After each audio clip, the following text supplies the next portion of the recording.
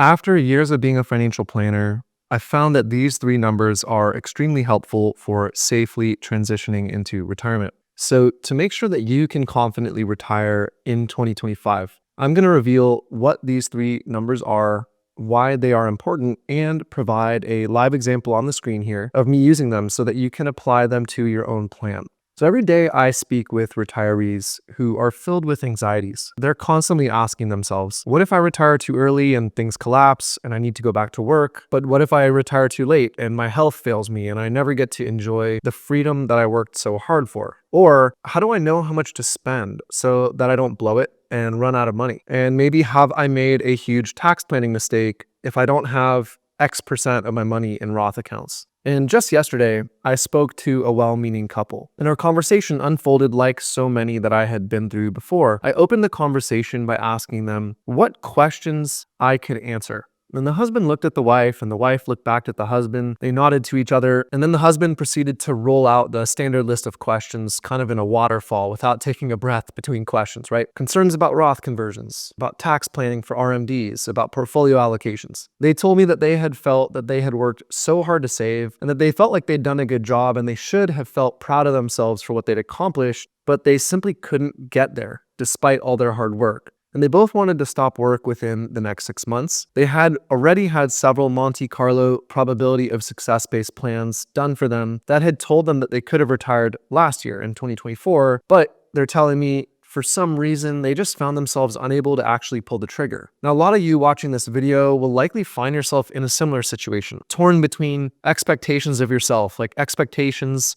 that you should be proud of what you've accomplished and therefore deserve to retire, but also torn between expectations that there's something just out of reach that you're missing. And if you could just snag that thing, you'd be able to pull the trigger and finally retire. Now, I've been on the other side of that sensation hundreds of times in the past couple of years, and the fear of getting it wrong that keeps you in a state of paralysis, unable to move forward. So in a couple moments, I'm going to share critical numbers to track. And ultimately, when I shared these numbers and the reasoning behind them with this couple, they finally felt like they could confidently and safely pull the trigger and retire. Now, before I share those numbers with you, I want to clarify something. This retirement is bumpy, right? It's uncomfortable. You spent 30, maybe 40, maybe even 50 years of your life working to save and accumulate. It's so important that you remember that shifting to a period of life where you actually draw down your assets, instead of watching the numbers go up, you watch numbers go down, it won't come naturally. Nor will it become comfortable overnight. And there's no Monte Carlo plan or number anyone can share which is going to make it comfortable.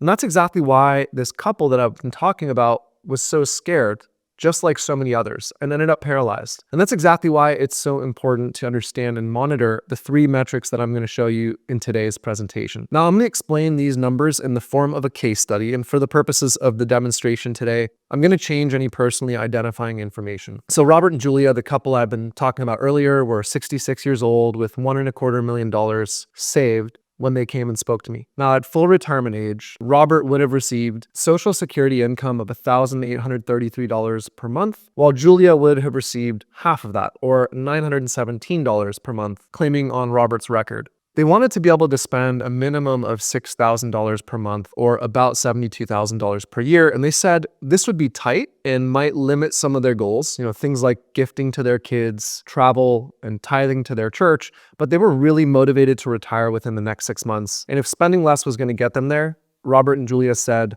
that they would do that. Now, having this basic information about Robert and Julia, I explained that before we create any commitments or come to any conclusions, we want to understand three metrics. The first is what I call required portfolio income. Required portfolio income is the amount of money your saved assets will need to produce each year in retirement. I explained to Robert and Julia that the key thing to understand about required portfolio income, also known as RPI, is that it actually changes in different phases of their retirement based on decisions that they can make. Now, this spreadsheet on the screen here shows a very basic RPI calculator that I've shared online many times. You can download it certain places on my website, and if you'd like to download it, simply leave a comment below. Now, together, Julia, Robert, and I input their basic information into the yellow rows that you see here. We put in their desired spending, their guaranteed sources of income, and their current pool of savings. Now, the calculator then spits out withdrawal rate. Down here, you can see it shows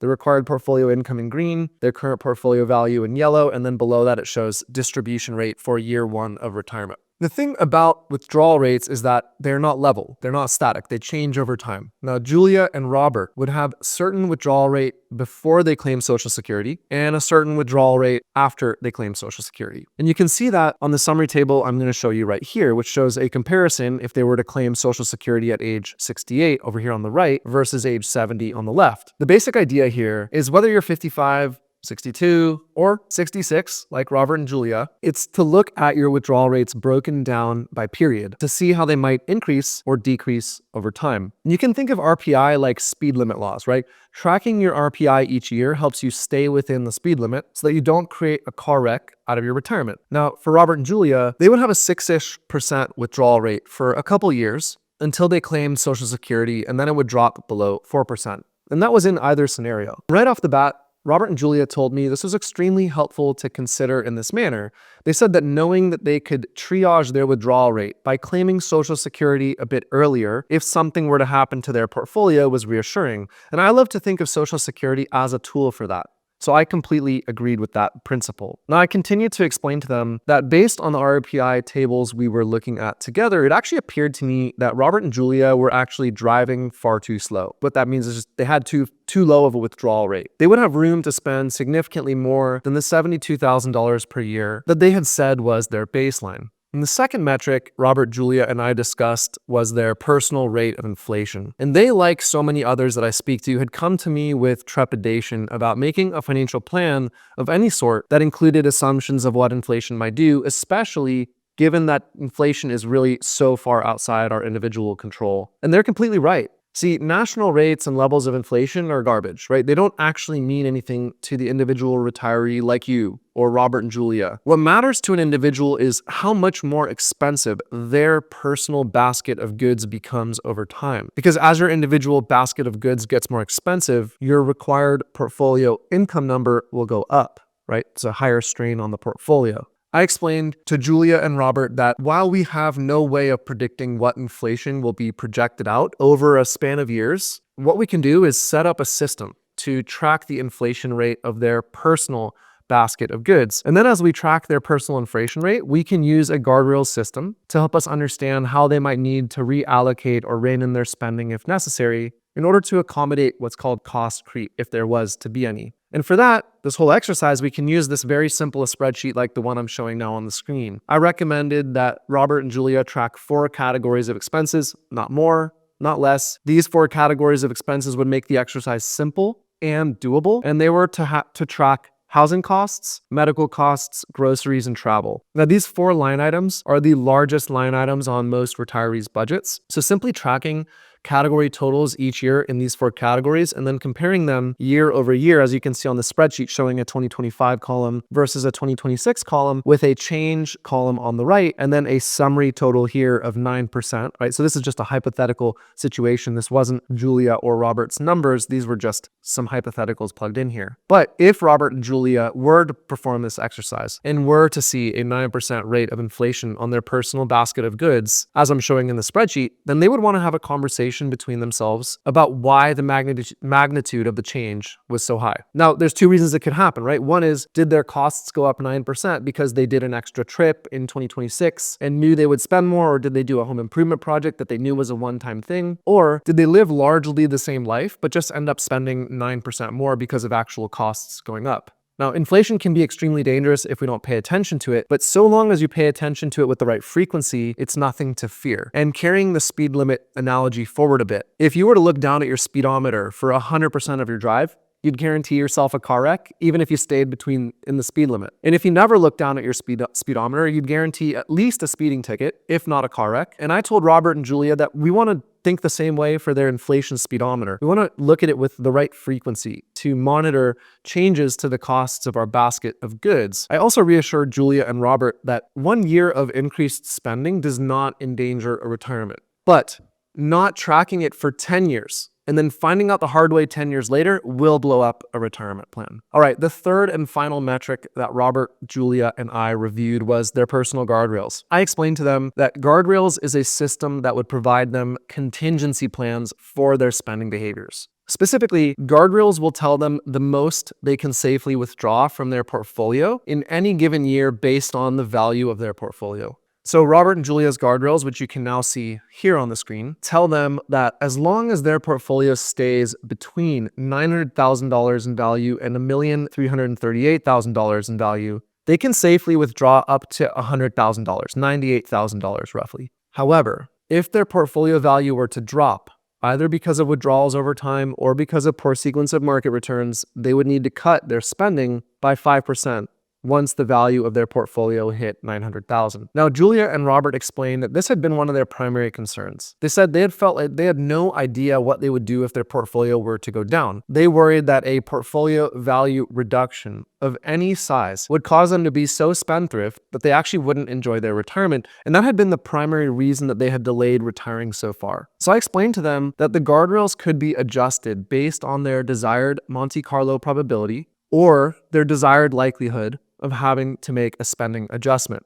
Now, not only that, but guardrails can also be adjusted based on how big of a spending adjustment they would be comfortable with. So if they were comfortable with larger spending adjustments that were less frequently, they could potentially get away with a wider, lower guardrail, meaning it would take a bigger portfolio decline before that guardrail would be triggered. But if they were more comfortable with a series of smaller spending adjustments over time, rather than one or two large ones, if spending adjustments were to be necessary at all, then we can adjust the guardrails accordingly.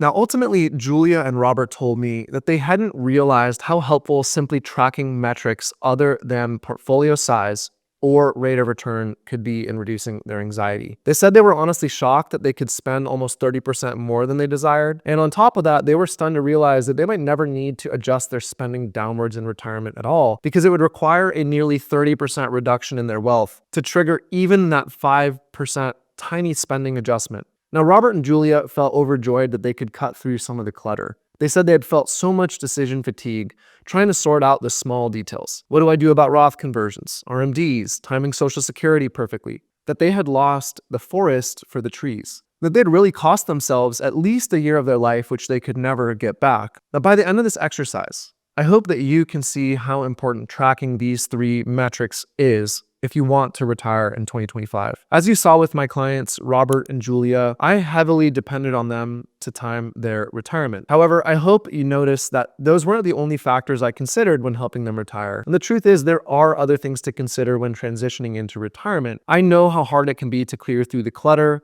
to prioritize the details you need to track in order to successfully make retirement work. And so to help you out, I'm hosting a free retirement planning masterclass. I'll be showing you everything you need to track and consider if you want to retire as soon as possible. So to sign up, just click the first link in the description below this video. Thank you as always for your time and attention, and I'll see you in the next video.